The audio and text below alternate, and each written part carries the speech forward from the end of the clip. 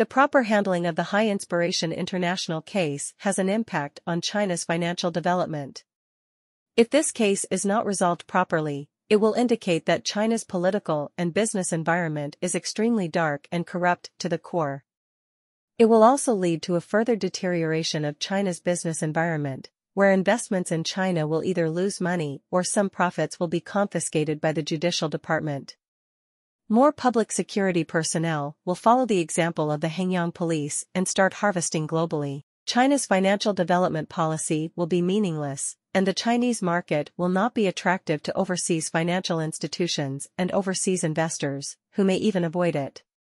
The precedent of High Inspiration International is that the foreign executives of multinational companies are detained for no reason, and after demanding huge fines, they are still not released, and their fate is uncertain.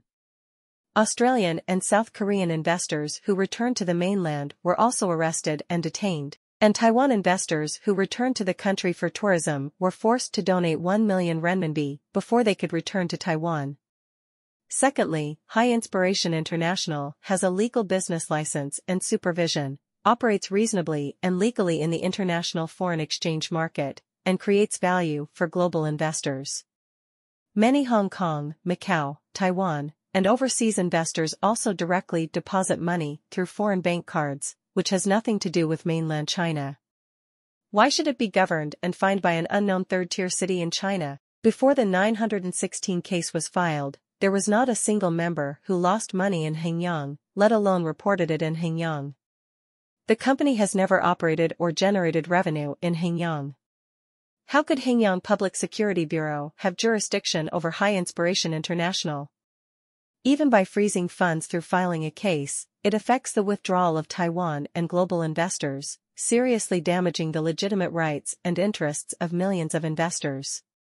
If this case is not resolved properly, it will send a clear signal to overseas financial institutions and overseas investors that China can attract capital to China through Shanghai, the financial capital, and then do whatever it wants through judicial darkness in any small place, arbitrarily harvesting overseas financial institutions and global investors, affecting the company's business in other regions and overseas investors' property outside China, and even endangering life by luring the responsible person of the organization. China can arbitrarily interfere with the normal operation of any company in the world by relying on the judicial darkness of a small city.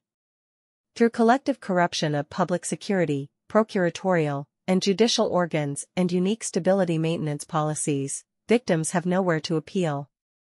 Their power is greater than that of Interpol and even stronger than the U.S. Internal Revenue Service.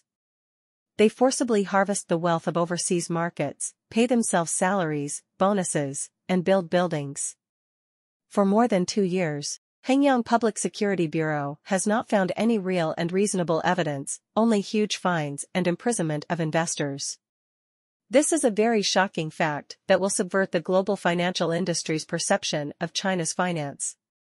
In order to protect global business and their own safety, overseas financial institutions should avoid such a country of judicial darkness, otherwise, they will easily lose money and their personal safety will be threatened. When attracting foreign investment, Shanghai, the financial capital, is used as a business card to imply civilization, rule of law, and fund security,